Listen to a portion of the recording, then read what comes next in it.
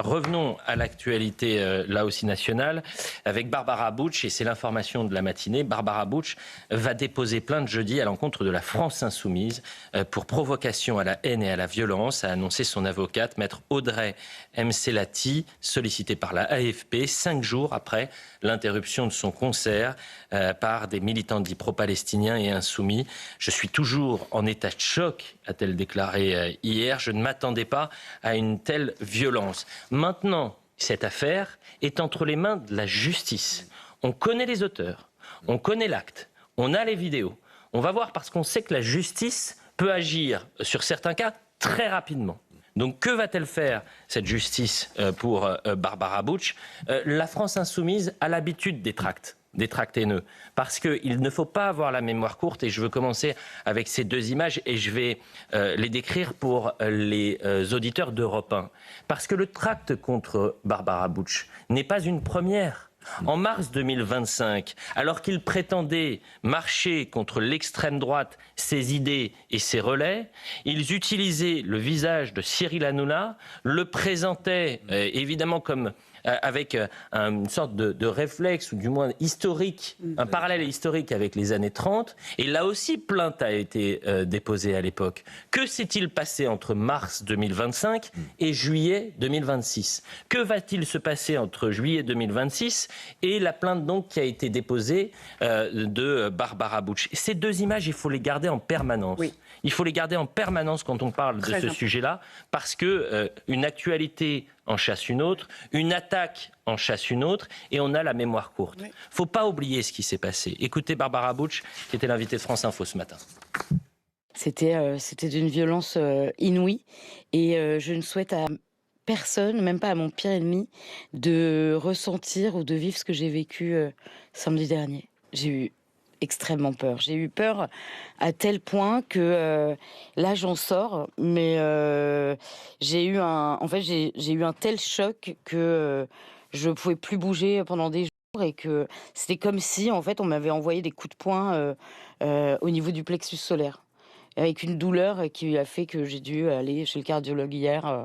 Je vous propose de l'écouter parce que les appels au boycott se poursuivent. Elle doit se produire samedi. Que va-t-il se passer ? Imaginez, mettez-vous dans la peau aujourd'hui de Barbara Butch après ce qui s'est passé à Grenoble. Écoutez. Aujourd'hui, on va laisser la justice voir qui est responsable de tout ça, et rétablir la vérité. Par ailleurs, il y a encore des appels au boycott qui ont été lancés par la France Insoumise de Lyon. Parce que vous êtes attendue sur un festival dans Lyon samedi soir. Exactement. Et vous y allez? Et bien sûr que j'y vais la tête haute. J'espère avoir du soutien à la hauteur de ce que j'ai reçu comme soutien ces derniers jours. Ce sujet, il est très important. Pourquoi ? Parce que, évidemment, on est en train de s'attaquer à la culture, on est en train de parler de l'antisémitisme, mais il y a aussi une tartufferie médiatique et politique. Pourquoi ? Parce que je n'ose imaginer si Barbara Butch avait vécu les mêmes attaques avec un parti, non pas à l'extrême gauche de l'échiquier politique, mais à l'extrême droite. Il y aurait des manifestations avec des milliers de personnes. Il y aurait même des personnes qui appelleraient à interdire les partis et la peste brune.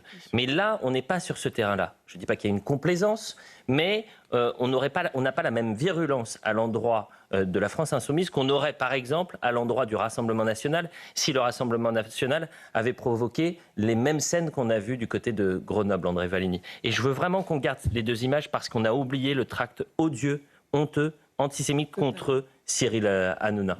Et la justice, j'attends encore les condamnations.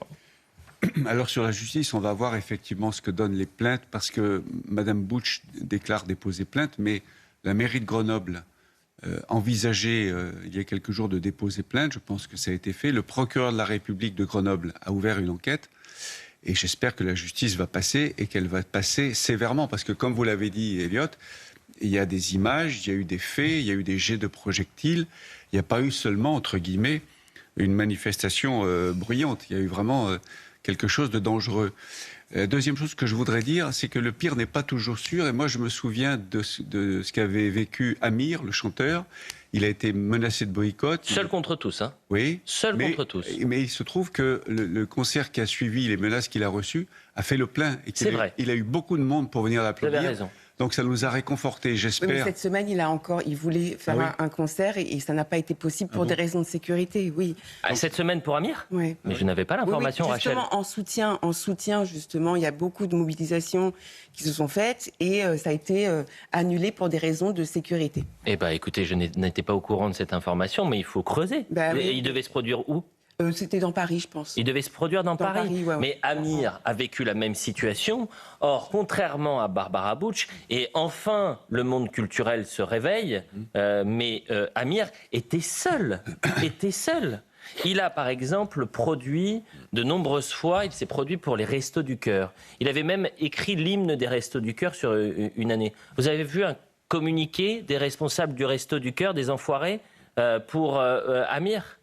Donc c'est ça aussi ce qui est... Si vous avez une extrême gauche aussi virulente, si vous avez une extrême gauche qui est capable de tout, jusqu'à malmener une artiste qui va se produire à Grenoble, c'est parce que la justice n'a jamais frappé, c'est parce que les médias en ont parlé, mais très brièvement, et c'est parce que le monde de la culture et le monde politique regardaient ailleurs. Donc ils ont continué. Entre mars 2025, la pancarte contre Cyril Hanouna, et mai, juin, juillet 2026, il ne s'est rien passé. D'où le fait que la France Insoumise puisse produire ces pancartes-là, Georges Fenech. Non, mais vous avez entièrement raison sur le silence coupable, on pourrait dire, du reste de la classe politique.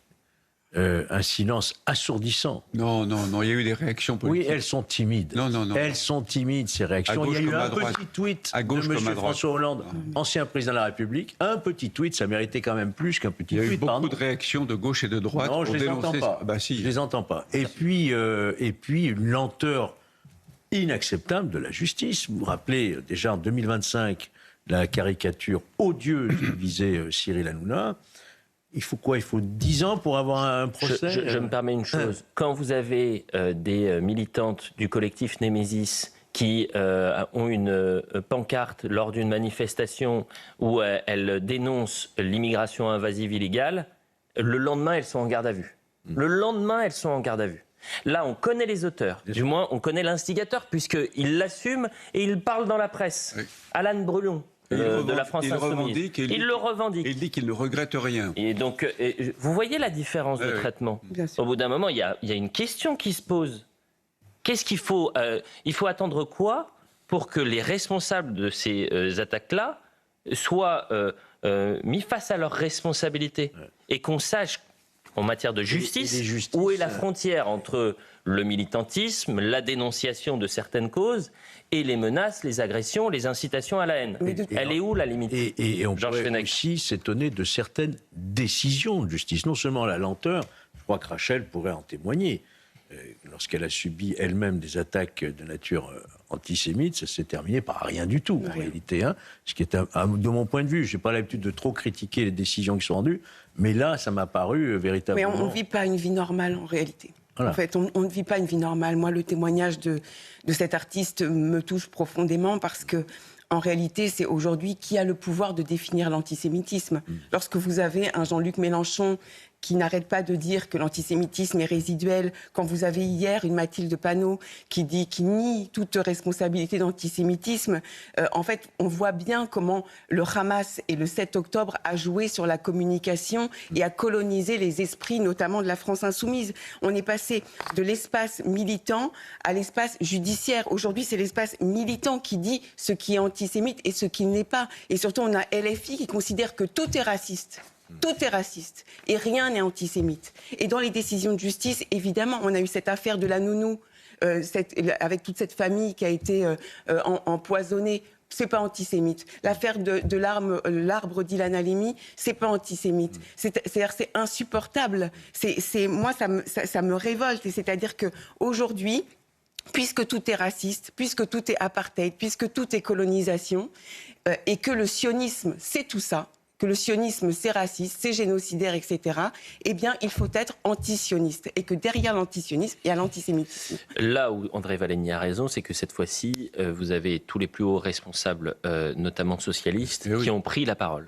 D'accord. Mais entre dénoncer ce qui s'est passé, Olivier Faure, en passant par Raphaël Glucksmann, en passant par Madame Delga, en passant par François Hollande. Mais c'est pas ça la question. On n'attend pas des responsables politiques simplement de dénoncer.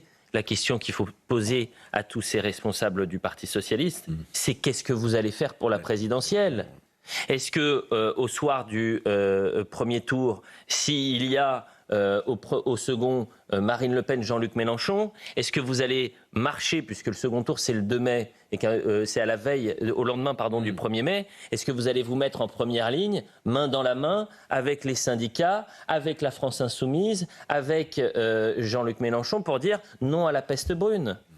Où est la frontière maintenant ? Le seul qu'il a finalement clairement défini, il y a Bernard Cazeneuve depuis longtemps, mais dans sa réaction après l'affaire Barbara Bush, c'est Raphaël Glucksmann. Il a dit quand est-ce qu'on va mettre une ligne claire entre nous et l'extrême gauche, parce que c'est bien gentil, mais tous ces cris d'orfraie, c'est du théâtre si on n'agit pas. Je vous propose d'écouter une nouvelle fois Barbara Bush.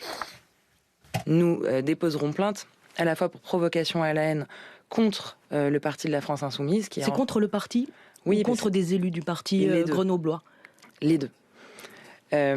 Contre le parti de la France Insoumise, tout simplement parce que les sections locales n'ont pas la responsabilité juridique des actes qui sont commis par rapport au parti, au nom du parti.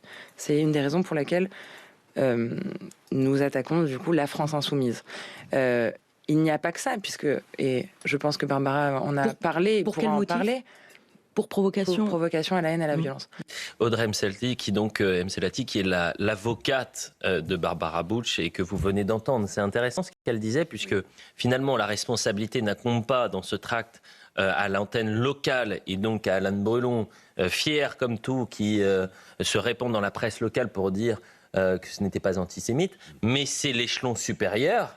Et donc là, c'est les hauts dignitaires de LFI. En réalité, c'est les deux. Hein. C'est pas ce que dit l'avocate. Oui, mais la justice peut très bien le faire. C'est-à-dire poursuivre à la fois le parti au nom duquel ces affiches ont été apposées, ces actions ont été menées, et ceux qui physiquement ont commis ces actions. Il y a donc une responsabilité morale, une personne morale, qui est le parti, et une responsabilité des personnes physiques. J'ai une question à vous poser. Non, mais pardon, mais c'est simplement que la plainte, il n'y a pas le mot antisémite. C'est une plainte pour incitation à la haine et à la violence, mais pas aggravée en raison de l'antisémitisme.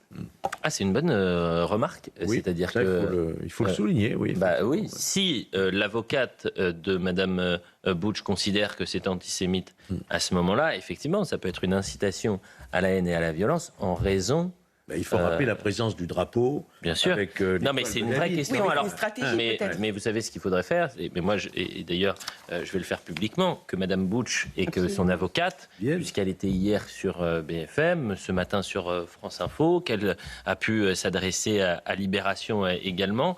Mais elles sont les bienvenues pour parler de ce qu'il se passe, parce qu'une nouvelle fois, et c'est même Barbara Bush qui le dit, on peut critiquer l'artiste, on peut critiquer les positions de l'artiste. Moi, je ne suis pas forcément un grand fan de Barbara Bush. Je n'irai pas la voir en concert. Nous l'avions critiquée pour les JO. Pour les JO 2024, certains considèrent qu'elle a fait rayonner la France. Moi, je pense l'inverse. J'ai le droit de le penser.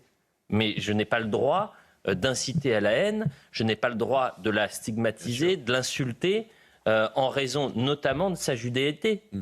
Donc c'est là où il y a une frontière avec la liberté d'expression qui est menacée elle-même. Barbara Bush le dit, André Vallégny, c'est important là, ce qu'on était en train de vivre, parce que, je le disais, très rapidement, on va passer à autre chose.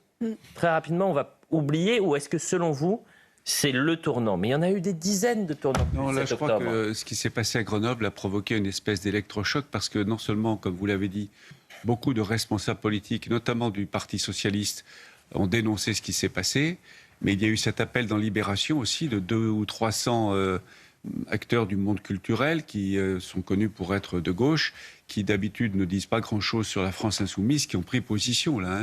L'appel qui a été publié, je crois, hier ou avant-hier dans Libération. Je pense que l'électrochoc de Grenoble va être utile Et moi, j'attends surtout, vous l'avez dit, Elliot, tout à l'heure, j'attends surtout de savoir ce que la justice va donner comme suite aux plaintes qui ont été déposées. Évidemment. Mais il y a une responsabilité immense du monde culturel. Immense. Dans le climat dans lequel nous sommes. Parce que les 300 signataires aujourd'hui étaient bien silencieux depuis le 7 octobre, quand vous aviez des acteurs, des artistes, des intellectuels qui étaient visés par la meute, dans ce climat d'antisémitisme. Donc, ils se réveillent maintenant, tant mieux, dites-vous, c'est un tournant. Écoutez, moi j'en doute.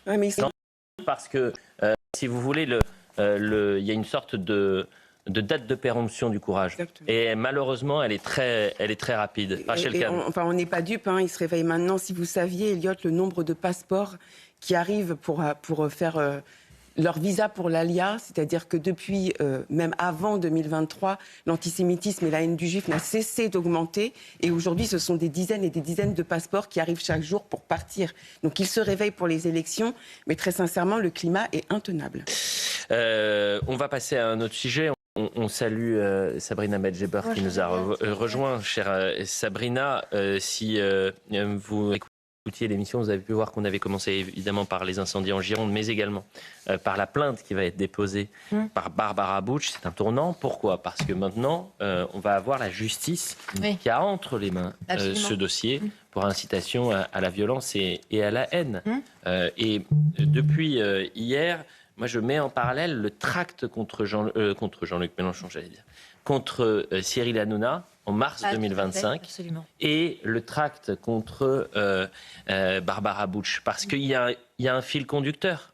Et au-delà de l'antisémitisme, le fil conducteur, c'est l'impunité, l'impuissance judiciaire. Moi, je ne sais pas est-ce qu'il y a eu des sanctions contre ce tract du côté de la France insoumise ? C'est ce que disait Rachel, c'est-à-dire qu'après la Shoah, on disait plus jamais ça.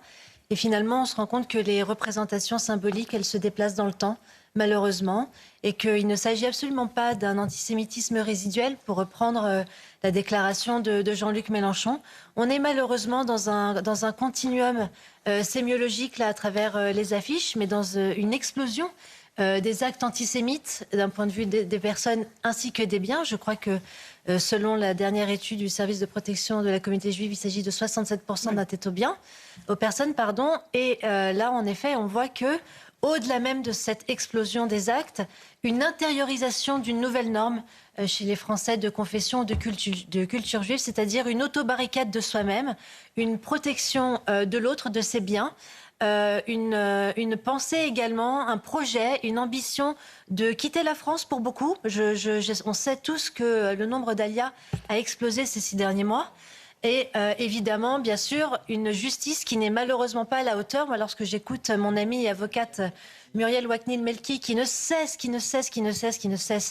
de saisir le procureur, qui ne cesse d'engager des poursuites judiciaires, on ne voit malheureusement pas aujourd'hui de peine exemplaire concernant les attaques commises contre les personnes de confession juive, ainsi que les biens d'ailleurs.